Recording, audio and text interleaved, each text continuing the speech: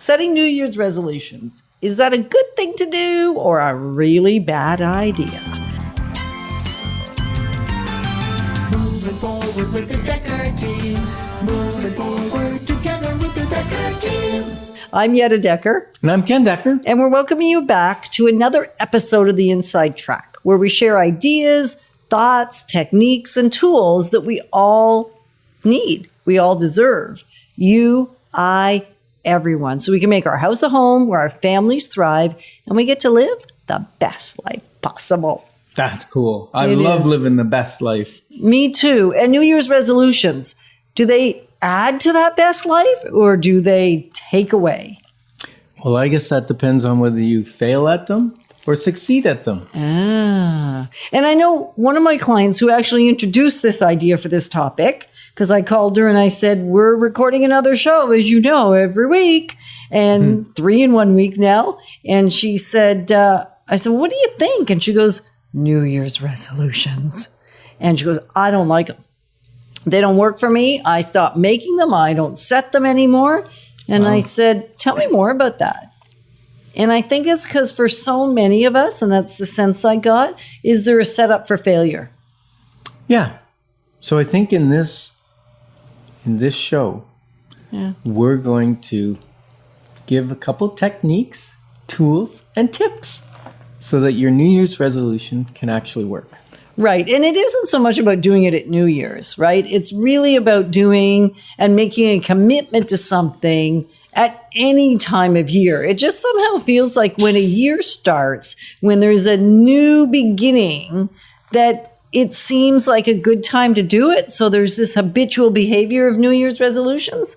And yet I would suggest you can simply decide today that you want to do things differently than maybe you've done them in the past and start tomorrow? No, actually start today. Yeah, because actually you've said this many times, that the amount of time between the time you make a decision and the time you take your first action, the longer that gets, the less likely you'll follow through. And that's part of one of the reasons actually New Year's resolutions don't work, because I make the decision maybe in July, I already know I want to next year maybe release 25 pounds or eat better. And I'm thinking I want to do that down the road. Or eliminate my debt. That's right. Reduce my debt. Right. And as soon as I start thinking I'm not going to start it now, I'm going to start it later, I need so much willpower to keep even the idea alive. Yes. Well, we were actually talking about that this morning around the difference between conviction and then self-discipline or determination, willpower to follow through on something. Right. And then there's also a thing called decision fatigue. And actually, Silas and I were chatting about this just the other morning, that decision fatigue in North America is so rampant because we have choices beyond choices beyond choices for anything. Just decide on what toothpaste you want to buy.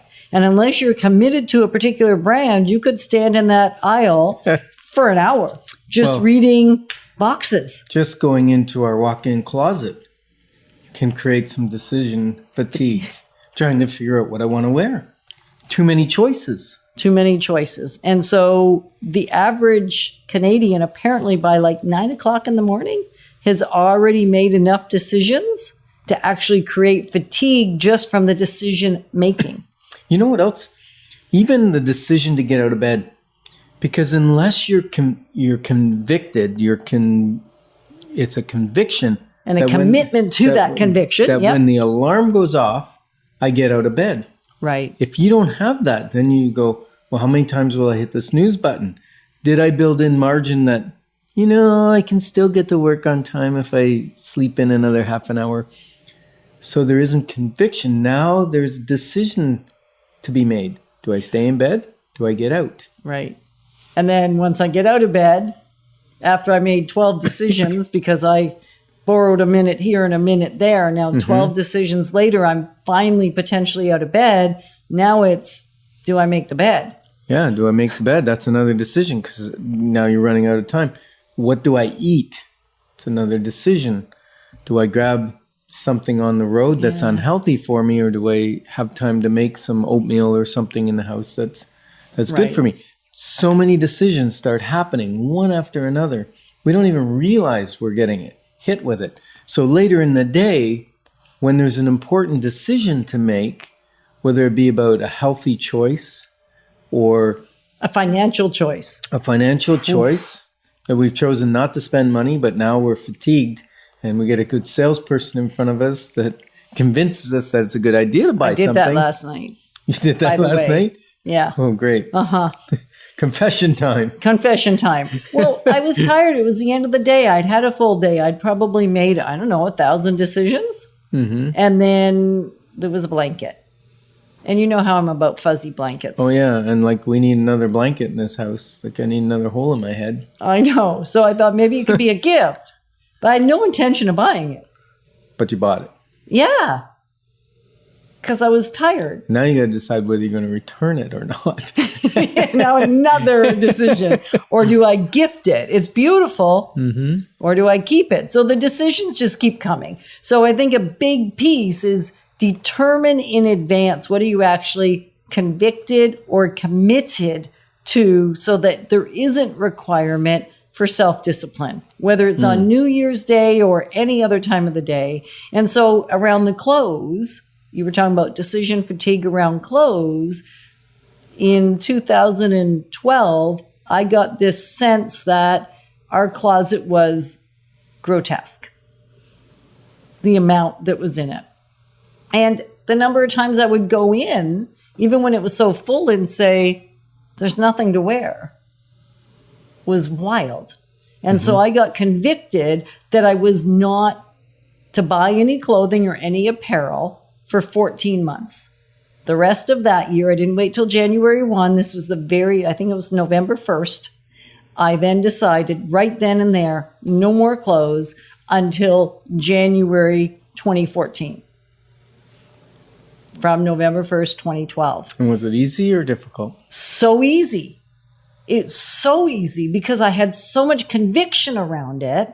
I was appalled at what was in our closet. So it didn't matter that I saw a sale. It didn't matter that the thing was half price. Didn't matter that everybody I knew was out clothes shopping. If they would ask me to go, I could be in the store with them. It didn't matter. But we didn't go to the mall either because we didn't need anything.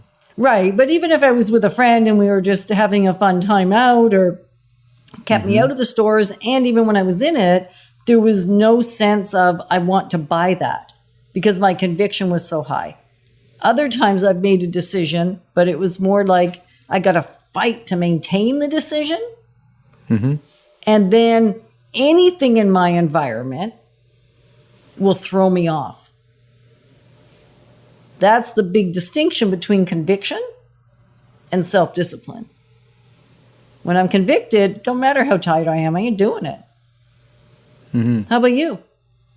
Yeah, I think that's that big D, decide, that we talk about sometimes. Is once it's off the table, we don't have to keep making that decision over and over again. If I decide I'm not eating fried food, period, ever again, then each time I look at the menu, it's not an option to order the French fries. I'm ordering the salad. Exactly. Right? It's just that simple.